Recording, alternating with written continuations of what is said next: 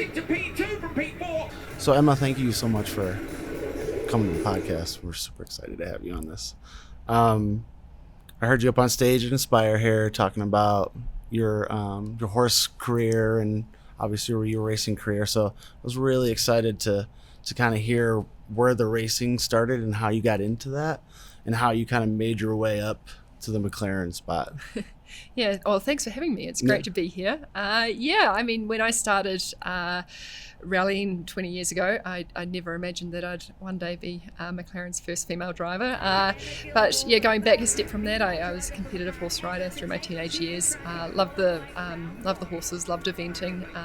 Probably always enjoyed going fast, whether it be in a car or a motorbike or on the horses. But yeah, never imagined a career in motorsport. I started by navigating in rallying. So in rallying, you have a driver and a co-driver, and the co-driver is the one that calls the pace notes. And that was how I started in motorsport for my sister and for my cousin. And again, I really enjoyed it, just going fast and sliding on gravel roads and stuff. But never thought that I had the skill set to do that. But then one day I did have a go at it, and it was a little bit like duck taking to water. It was just very Cool. natural. I still don't actually understand what is maybe missing, that I'm able to drive a car so fast down a gravel road, but it is the best feeling in the world, and it's the most addictive feeling. I love that buzz of having a car dance and slide from corner to corner, and it's just kept me hooked from that time on. So been really lucky. I've had amazing partners and sponsorships through that time, which has allowed me to keep rallying in New Zealand consistently through that time. But I've also had really cool overseas opportunities as well. Raced in the Global Rallycross Series in America, which was great. Got to come and visit over here and get to see America for the first time. I also got to race and do the World Rally Championship events in Finland, which is crazy. It's like a national passionate sport over there with really passionate fans. And then also got to learn about cross-country rallying, like racing in sand dunes and stuff in Qatar. So had a really varied motorsport career, and I think that's what lended myself really well to when the Extreme E series came along, because again, it's quite a unique type of motorsport, and and then obviously the opportunity with McLaren. So I was going to ask you, their rally car is similar but very different from the Extreme E. What's the is there a big, obviously the cars are different? Yeah, I mean, quite a lot of difference. A rally car is more like your road car in many ways, a lower centre of gravity, and when we're rallying, we're on more formed roads, so quite different in terms of we have suspension travel, but definitely not the same kind of suspension travel that we expect of our Extreme E vehicle. The Extreme E vehicle is a much bigger vehicle, so for anyone that hasn't actually seen what an Extreme E car looks like, it almost looks like a remote control buggy car. That's exactly how I've explained it to people. If you don't know what it looks like one of those. If you haven't got the sense of scale, you're not sure if you're watching remote control cars or actual real ones. So much bigger vehicle, much bigger higher centre of gravity, but the suspension travel is also a lot greater. So and the Extreme E cars are electric as well, so different to the rally cars that we're currently driving. But the hardest thing with the Extreme E series is that we're racing on courses that aren't a racetrack. Right. So they're basically just mapped out over this terrain that has never had a car race over it before. So it's quite unpredictable, and you don't know what's coming up within reason. So that's the real challenge.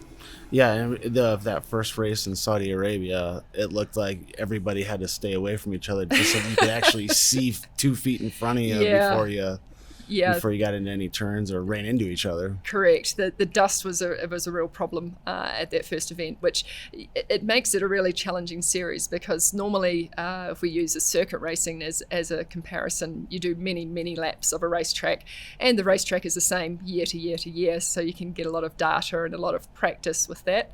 With the Extreme E, it's a brand new course, and we walk the course or drive in a road car the track, and then we maybe get 1 or 2 practice laps, and then we're racing, and then racing with other cars. So very, very challenging. So do you get, because of that extreme area that you're at, where do you then go practice to like get used to that stuff? I mean, that's a great question, and that is one of the challenges with this series, is that you can't really simulate that. So what you're trying to do with setting up the car is make it as easy to drive as possible. And you kind of do that from a set test venue where you're getting the bumps and the car where it might get upset, and trying to make it so it's quite forgiving, so it doesn't do anything too unpredictable.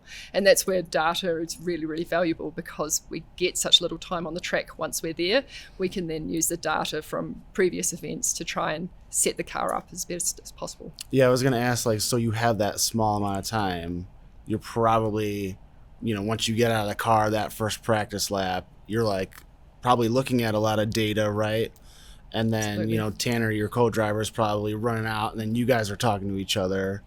So when you get that, how much time do you think that you're really like sitting with the engineer and Tanner? Are you hours of just sitting there talking about each section kind of thing?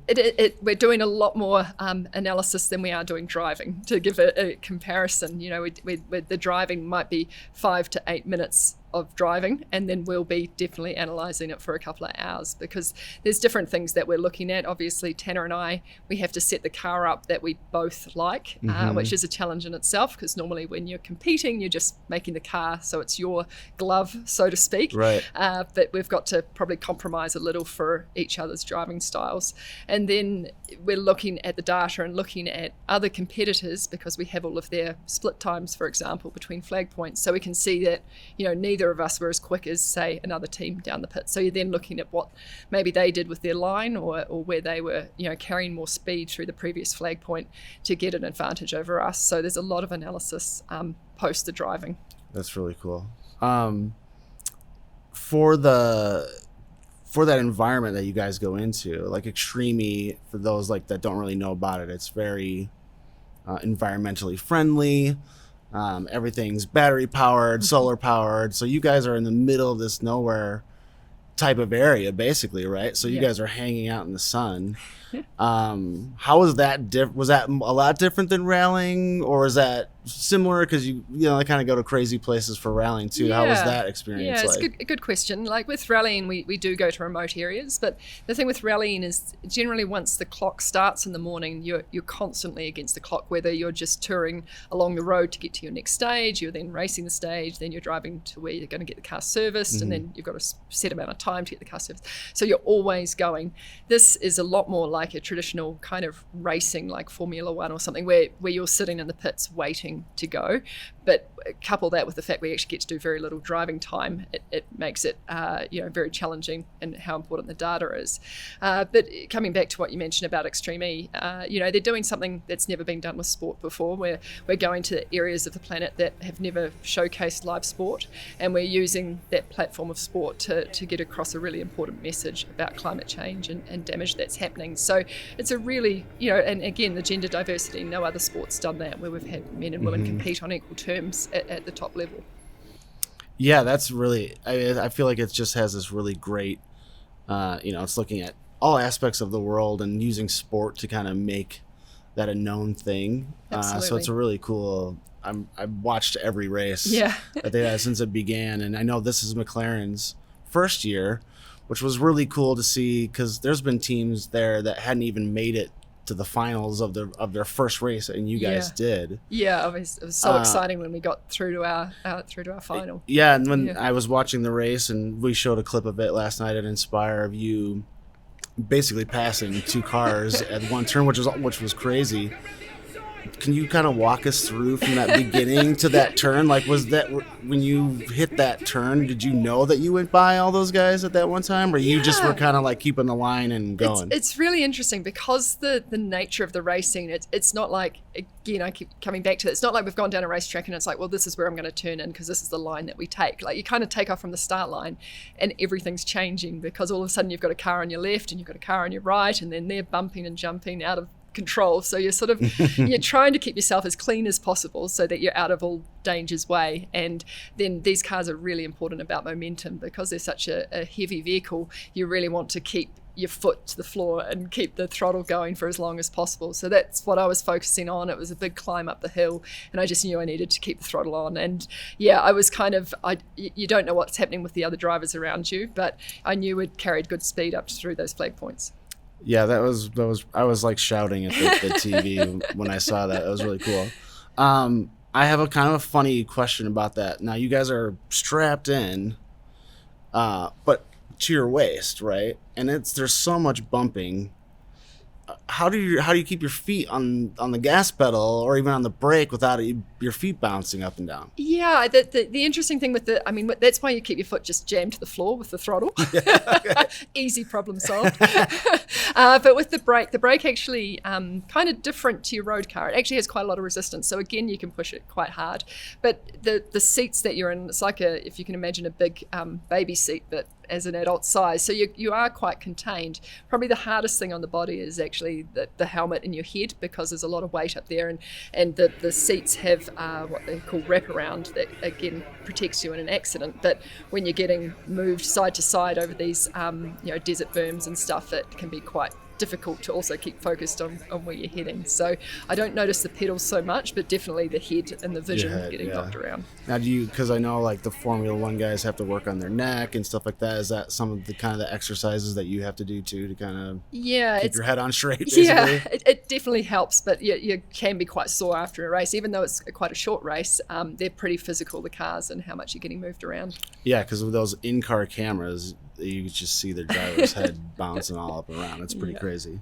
I know that like there's more races coming up, obviously, and they're all kind of themed, right? Like the Saudi Arabia one was desert, and I think the next one is water, and that's in Sardinia, Italy. Have you been to see the track there yet, or have you just kind of seen like Google pictures of it? Have you actually been there to see it? Yeah, interestingly, this is the first track that we're going to that we've previously been to. So, cool. So last season was the first season of Extreme E, and I was a reserve driver for another team. So I actually competed in Sardinia last year. So I sort of feel familiar with the terrain. It was a difficult event last year. There was a lot of challenges with it, but quite different to Saudi Arabia with the sand. We'll be doing more with dirt, and but it's again a challenge with dust and where the terrain goes. Probably a bit more like a rally course, which I'm more comfortable with. Is it weird being in the car by yourself and not having your navigator in there like telling you what to do? Yeah, it is, but it's interesting because again, I'd done rally driving where you're used to someone having a conversation with you, telling you where to go and all that kind of thing, and I thought when I went circuit racing that it would be not boring, but a little bit less overload with all the data that's coming in. But the interesting thing is, as soon as you put other cars around you, you are just dealing with so much already. So and the thing with Extreme E is that you are also dealing with the terrain. So normally on a rally course, all I'm worrying about is the angle of the corner and the maximum speed I'm going to carry through it. As in this, you're trying to read the terrain and pick a line. So it's a lot more you're doing it as you see it kind of thing. So quite a different feeling. And are you in contact with your race engineer? Is he in your ear? Yeah, so she is in my ear. Okay, so we have, so it's really cool working with two female engineers in our team, which is fantastic. But it's quite difficult because they can't see us. So not like, say, with Rallycross where it's a spotter on a tower and they're watching you the whole track. It's live time. This is they're watching on a TV screen in the command center, and it's a little bit delayed. So Tanner and I tried, he could spot for me was the idea. We tried, but he was busy telling me, you can move over, you've got room there. And then with the delay, it was like, no, I can't move over. So we decided it was just it's too tricky without it being real live time to have that kind of spotter information like you might see in Rallycross. Yeah, when you mentioned that, I just thought about that. Like the track, especially in Saudi Arabia, you're just surrounded by mountains and sand, and then you're basically driving around a mountain. Yeah. And there's nowhere for anybody to stand safely, to spot what's going on. So that's pretty wild. So they're kind of following you as a dot on a map, so to speak. So it's definitely and there's just enough delay to really know, to not be as useful as it would be if you're on a racetrack, so to speak. And so you do have to do a driver change in this. Is that something that you guys practice, is getting in and out of the car and like setting the belts up and all that stuff? Yeah, at the moment for the series, they've set us a time allowance. So and that might change as the series evolves, where it does become a really important timed part of the race. But at the moment, basically, once the car's stopped and in neutral, we have 45 seconds for us to change drivers.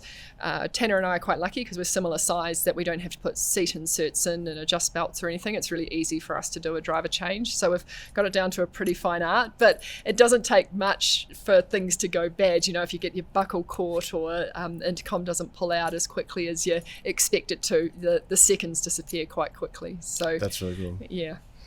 Kind of going back to like your past or things like that, is there a place that you like your favorite track that you've had? I know like it's hard for drivers to pick like their favorite track, but was there a place that you really loved racing? It's with my rallying, it would probably be rallying in Finland because it's such they're so mad passionate about the sport over there.